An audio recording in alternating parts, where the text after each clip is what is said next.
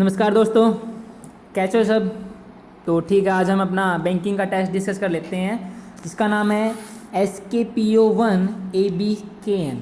और जिसने भी ये टेस्ट को अटैम्प्ट नहीं किया है, पहले इसका डिस्क्रिप्शन से लिंक से अपना टेस्ट डाउनलोड करके पहले टेस्ट को अटैम्प्ट करें और बाद में डिस्कशन देखें। तो आज हम इस टेस्ट में क्लोज टेस्ट और पैराजम्बल को डिस्कस करेंगे। तो मेरे साथ पूजा मैम भी हैं, तो डिस्कशन स्टार्ट करते हैं।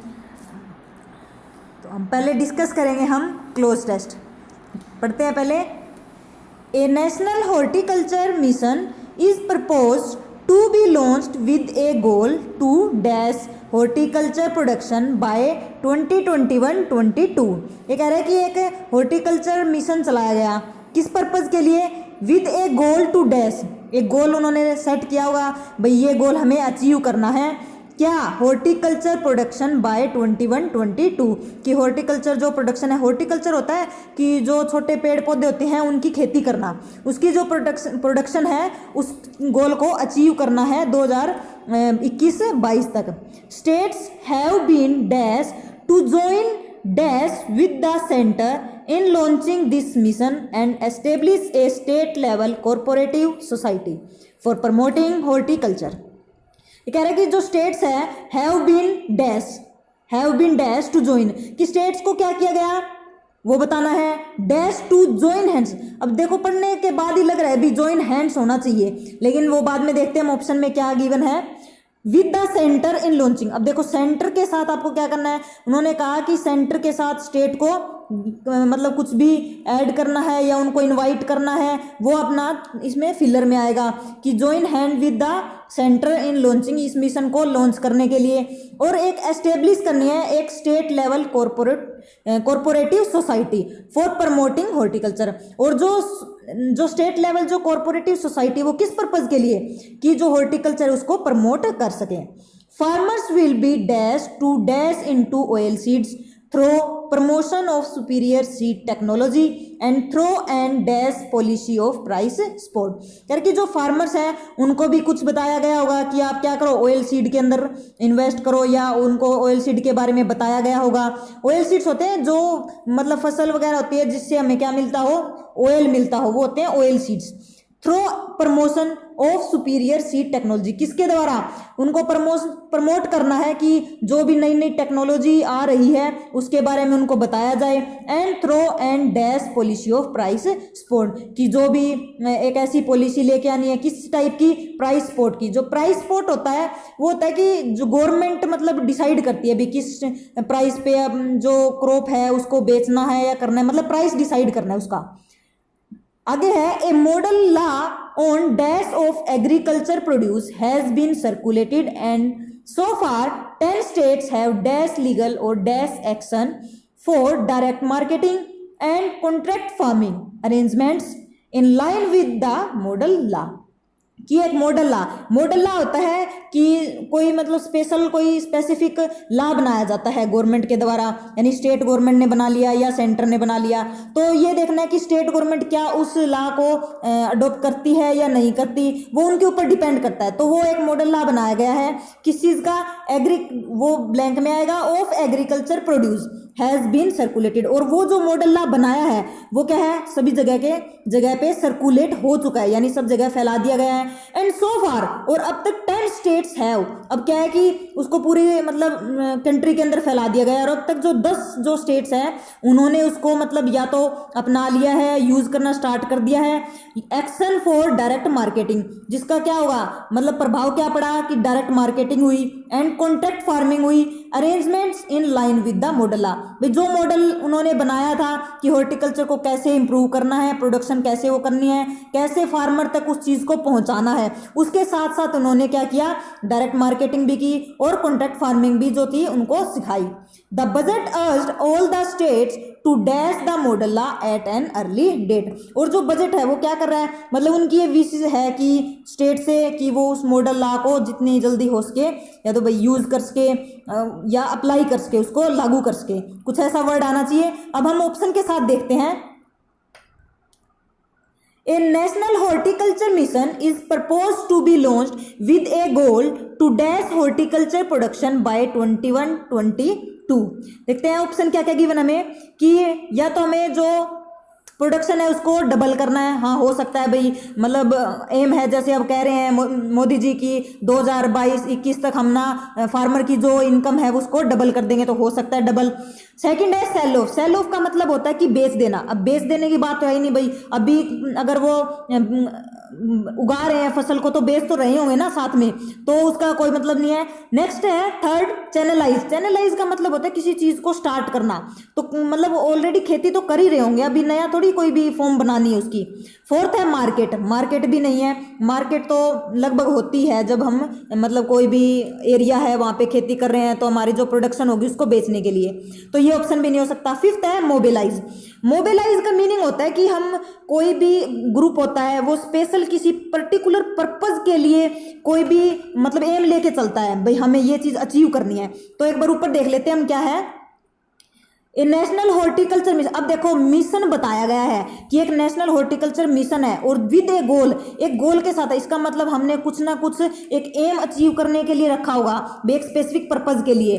तो हमारे पास ऑप्शन डबल नहीं होगा क्योंकि डबल इनकम होती है तो प्रोडक्शन, लेकिन अब गोल को अचीव करना है तो हम क्या करेंगे, मोबिलाइज करेंगे हॉर्टिकल्चर प्रोडक्शन को बाय 2021-22। तो ऑप्शन फिफ्थ जो है हमारा ऑप्शन रहेगा इसके लिए। States have been dash to join dash with the centre in launching this mission. तो ऑप्शन देखते हैं क्या क्या है। State have noticed. अब स्टेट को नोटिस दिया गया है नहीं। डेडिकेटेड। अब डेडिकेट करेंगे वो, ये थोड़ी है कि मतलब ये फसल हमने ना स्टेट को डेडिकेट कर दिया है, तो ये ऑप्शन भी नहीं हो सकता। फाउंड कि स्टेट तो मतलब ऑलरेडी पाया गया है, मतलब है, ये एग्जिस्ट कर रहा है तो उसको ढूंढना थोड़ी है, ये भी नहीं हो सकता। अब है कि स्टेट हैव बीन इनवाइटेड। हाँ ये हो सकता है कि उनको इनवाइट करना है। और रिपोर्टेड। अब रिपोर्ट भी आपको नहीं देनी है कुछ भी कि क्या हॉर्टिकल्चर, अब हम कोई मिशन लेके चल रहे हैं तो उसमें हम जनरली क्या करते हैं कि अगर एक मिशन हम बना रहे हैं तो हम सोचते हैं कि हमारे साथ ये बंदे जुड़ जाएं ताकि वो मिशन ज़्यादा सक्सेसफुल हो। तो ऑप्शन 4 लग रहा है कि इन्वाइटेड होना चाहिए। देख लेते हैं आगे क्या है। अगर इनवाइट को लेके चलेंगे हम तो हो जाएगा states have been invited to join hands. अब देखो ऑप्शन देखते हैं, ऑप्शन में क्या क्या है।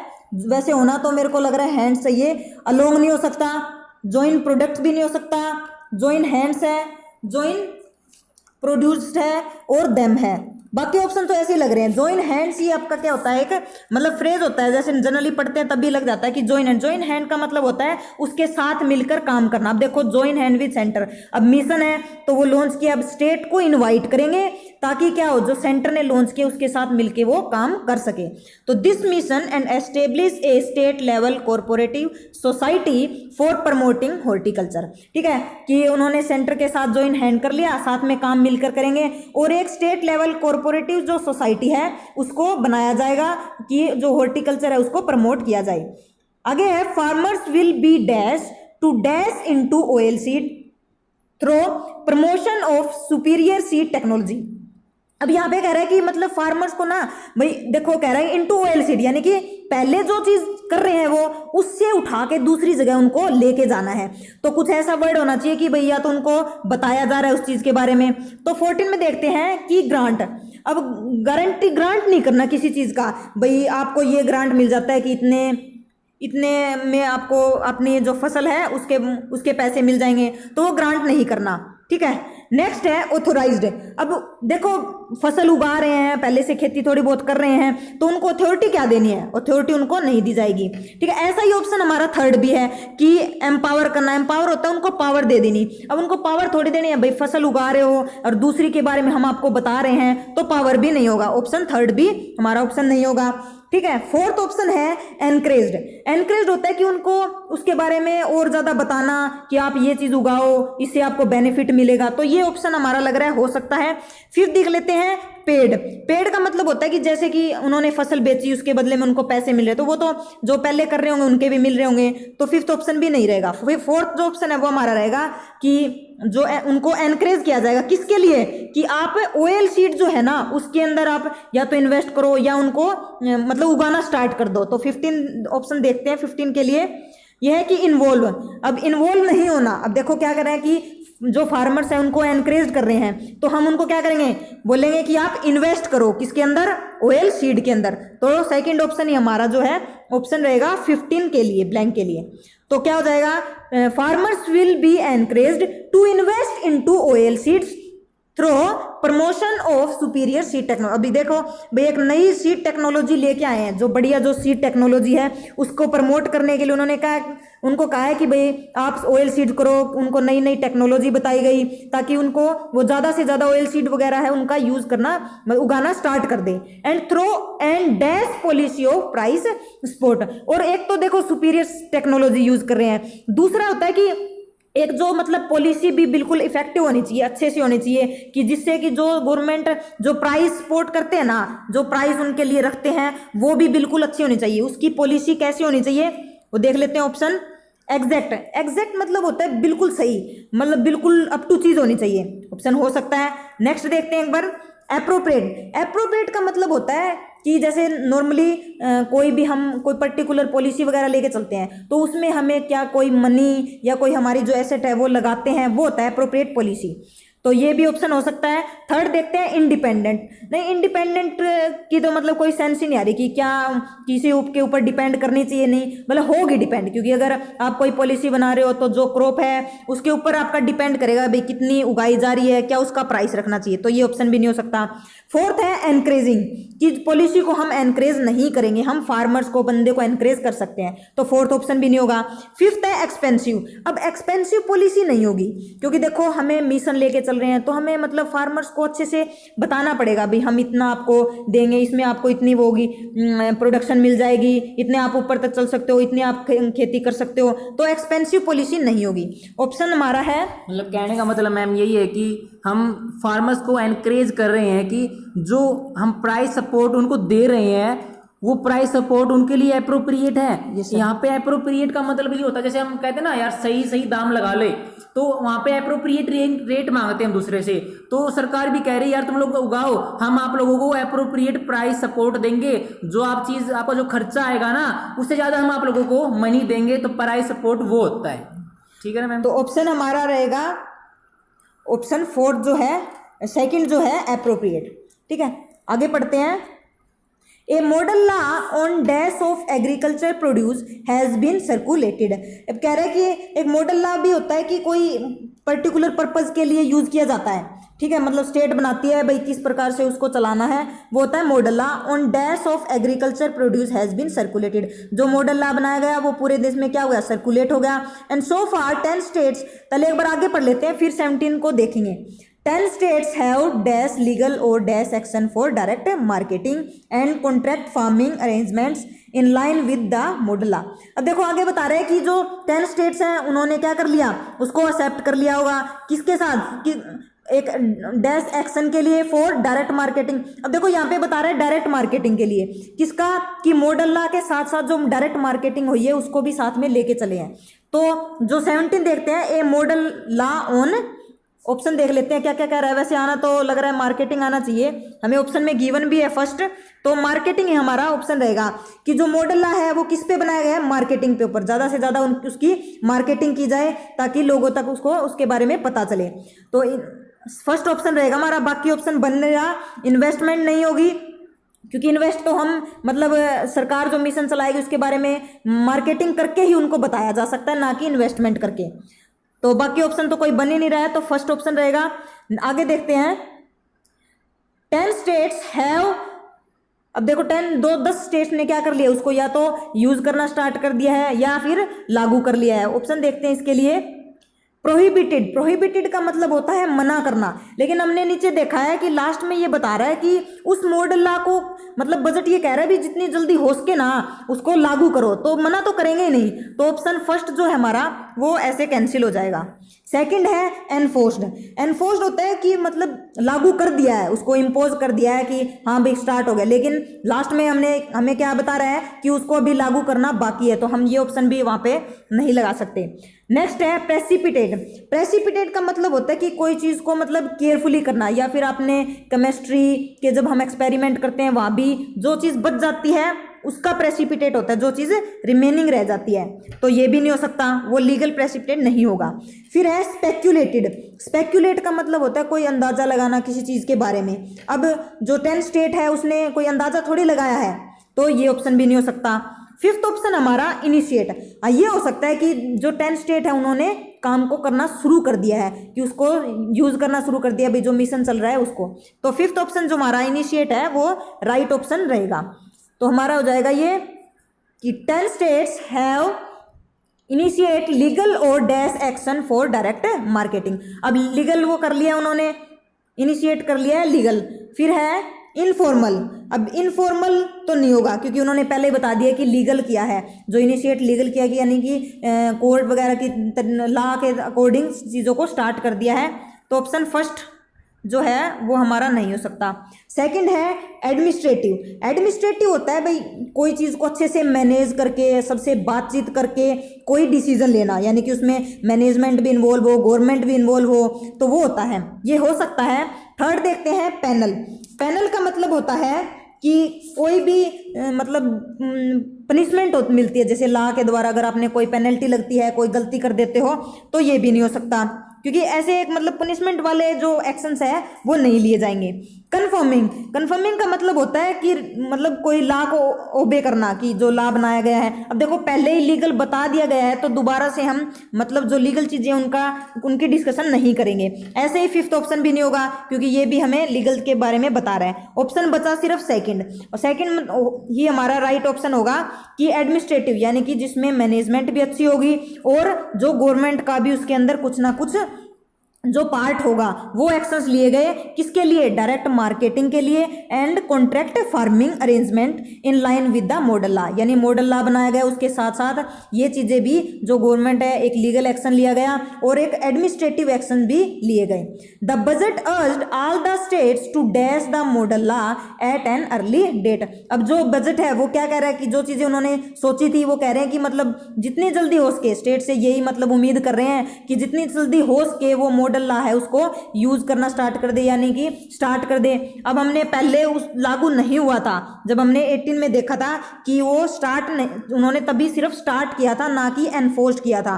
अब क्या कह रहे हैं कि अब आप उसको एनफोर्स कर दो, भाई सब चीजें तैयार हो चुकी हैं। तो ऑप्शन देख लेते हैं इसके लिए।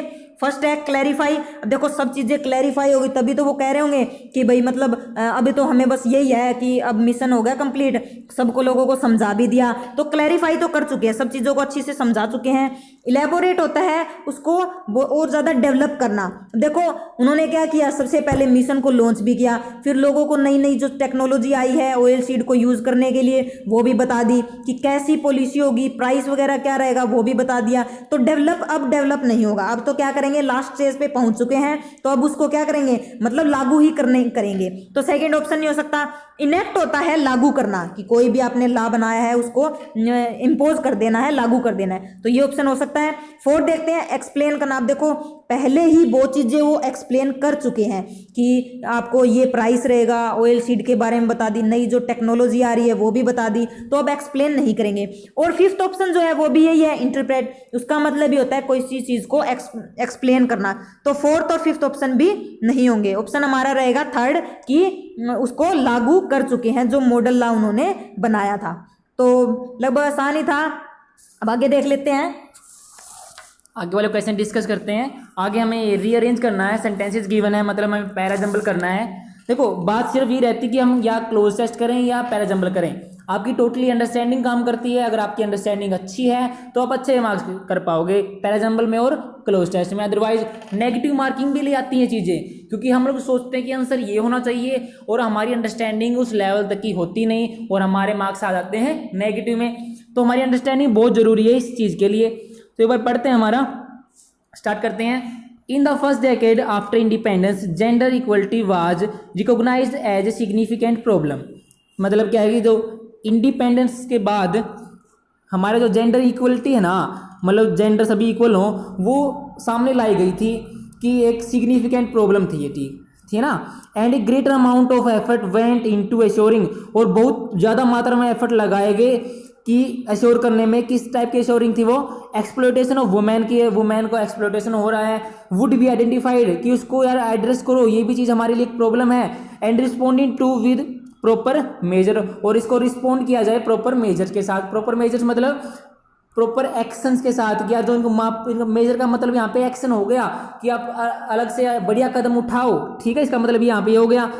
नेक्स्ट में है prior to the enactment of these law. देखो पैराजम्बल के अंदर आप लोगों को प्रोनाउन पे बहुत ज़्यादा ध्यान रखना पड़ता है, क्योंकि प्रोनाउन ही होते हैं जो नाउन की जगह आते हैं। तो पहले किसी नाउन का जिक्र हुआ होता है तभी हम प्रोनाउन यूज करते हैं। तो दीज लाज यहाँ पे आया तो मतलब पहले हम लोग लॉज की बात कर चुके हैं, तो ये हमारा फर्स्ट सेंटेंस नहीं हो सकता, ठीक है ना। पढ़ते हैं एक बार। Prior to enactment these laws, इनके इनेक्टमेंट करने से पहले professional and politician were extremely reluctant, मतलब बहुत ज़्यादा रिलेक्टेंट थे। वो क्या करने में रिलेक्टेंट थे, to identify the necessary legal measure, कि जो क्या ज़रूरत है, हमें क्या आइडेंटिफाई करना है लीगल मेजर को, वो ये चीज़ चाहते ही नहीं थे कि यार कोई लीगल मेजर लाए जाएं। Needed to boost equality to the sexes, की यार जो जेंडर इक्वलिटी है ना उसको बूस्ट किया जाए, मतलब उसको खात्मा किया जाए, वो चाहते ही नहीं थे। फिर देखो क्या कह रहा है सी में, बिटवीन 1952 एंड 1962 सेवरल लॉज, देखो सेवरल लॉज और दीज लॉज हमें मिल गई है कोलोकेशन, मतलब सी के बाद हमें बी आएगा, पक्का पता चल गया, ठीक है। और एक चीज और पहले बताओ तो फर्स्ट वाले में कि आफ्टर फर्स्ट डेकेड, अब डेकेड होता मतलब 10 साल, डेकेड यहाँ पे 10 साल गिवन भी हमको, तो ए के बाद हमें सी मिल गया और सी के बाद हमें बी मिल गया, तो एक कोलोकेशन तो हमें यहाँ पे मिल गई कि ए के बाद सी आएगा और सी के बाद हमारा क्या आएगा, बी आएगा। आगे बढ़ते हैं। Justice to women has to be recognise publicly, मतलब वुमेन को जस्टिस मिलना चाहिए, ये चीज रिकॉग्नाइज की गई पब्लिकली, मतलब सभी को बता दी गई कि यार ये चीज गलत है। सो दैट इसके कारण क्या हुआ, human service professional could respond with proper action, कि उनको कर सके, मतलब क्या है रिकॉग्नाइज पब्लिकली रिकॉग्नाइज कर दिया। इससे क्या हुआ कि जो ह्यूमन सर्विस प्रोफेशनल है ना वो प्रॉपर एक्शन के साथ रिस्पॉन्ड कर सके। इसके अंदर ये बता रहे हैं, but after India become a Republic, Republic मतलब जो हम गणतंत्र बन गए, तो अवर न्यू पावर होल्डर्स, तो हमारे नए पावर होल्डर आए, बिल्कुल ठीक है। केम टू बिलीव, उनको एहसास हुआ कि यार women's equality was no longer a family matter, अब ये सिर्फ फैमिली का मैटर नहीं रहेगा कि ये फैमिली में नहीं है बात, अब क्या ये एक सोशल प्रॉब्लम बन चुकी है। देखो बिल्कुल ईजी सा हमारा पैराजम्बल था, इसके अंदर बिल्कुल एग्जैक्ट सीक्वेंस वाइज आप लोगों को दे रखा है। हम लोगों को मिल गया था कि ए के बाद सी आएगा, सी के बाद बी आएगा, लेकिन हमें ये नहीं पता कि सेंटेंस फर्स्ट कौन सा होना चाहिए। लेकिन फर्स्ट मैं बताता हूं, देखो ए के अंदर but after India became a Republic, लेकिन बट का मतलब यहाँ पे क्या कि इससे पहले कुछ ना कुछ बात हुई है तब जाके बट आया है इसका, क्योंकि हम बट होता पोजीशन के लिए, पहले कुछ बात हो रही थी लेकिन रिपब्लिक होने के बाद कुछ बात हुई है, तो बट हमारा फर्स्ट सेंटेंस नहीं बन सकता। और ये देखो ए में in the first decade after independence, gender equality की बात कर रहा है, ये इंडिपेंडेंस सेंटेंस नहीं है, क्योंकि इससे पहले in the after independence, independence के बाद कुछ हुआ है, तो इंडिपेंडेंस से पहले भी तो कुछ हुआ होगा ना, तो उसकी बात हम यहाँ पे करेंगे। और वो हमारा सेंटेंस कौन सा बताएगा, डी वाला, कि justice to women has to be recognise publicly, कि मतलब ये किया जाना चाहिए जिससे क्या हो, जो हमारे प्रोफेशनल सर्विस प्रोफेशनल वो प्रॉपर एक्शन के साथ रिस्पॉन्ड करें। तो बिल्कुल ठीक है, हमारे पास डी हमारा फर्स्ट सेंटेंस में हमें मिल गया। अब इससे लिंक बनाना हमको, देखो बट ई में एक थोड़ा डिफरेंस ये है कि हम लोगों को पता है कि ए के बाद सी आएगा, सी के बाद बी आएगा, लेकिन डी फर्स्ट हो गया हमारा। अब बात आती है ई को कहाँ रखें, देखो ई में बता रहा है कि but after India become a Republic, but मतलब यहाँ पे शो कर रहा है कि पहले बहुत सारे मेजर्स अपनाए गए थे कि ये चीजें ऐसी होनी चाहिए, ऐसी नहीं होनी चाहिए, ये हम लोग नहीं करेंगे, इसलिए पॉलिटिशियन नहीं मान रहे, वो बाद में मानेंगे, कुछ ऐसी चीजें हुई थी। लेकिन आफ्टर इंडिया बिकम रिपब्लिक होने के बाद पावर होल्डर्स को ये एहसास हुआ, कुछ एहसास हुआ कि जो पहले कर रहे थे वो गलत था, इनेक्टमेंट लाए गए थे वो भी गलत थे, इसके लिए कुछ और बड़े लेवल पे कदम उठाना चाहिए हम लोगों को। तो बिल्कुल ठीक है, इससे पता लग रहा है कि डी के बाद हमारा क्या आएगा, ए आएगा, ए के बाद हमें सी पता था, सी के बाद बी, और बी के बाद क्या है, ई आएगा। देखो टोटली आपकी अंडरस्टैंडिंग थी, आपने पता था कि देखो इसमें डेकेड्स दिया हुआ है, डेकेड हमें गिवन है, ये रहा डेकेड, सेवरल लॉज गिवन थे, सेवरल लॉज का हमें पता है दीज लॉज आएगा, एसी भी तो बिल्कुल सामने था, और हमें ढूंढना था एक इंडिपेंडेंट सेंटेंस भी हमें मिल गया डी में। डी में ये वाला गिवन था और हमें ढूंढना था कि यार चीजें ये जो बट आया ये किस लिए आया है। बट आया कि जो पहले वाले एक्शन थे वो कैसे थे, लेकिन अब पावर होल्डर्स अब बाद में क्या एहसास कर रहे हैं ये वो दिखा रहा है। तो हमारे पास वही तो बन गए ना, DACBE हमारे पास सीक्वेंस बन गई। तो आप इससे आंसर अच्छे तरीके से निकाल पाओगे। तो बात सिर्फ वही पे आगे रुकती है कि आपकी अंडरस्टैंडिंग अच्छी होनी चाहिए। तो keep reading students, bye bye.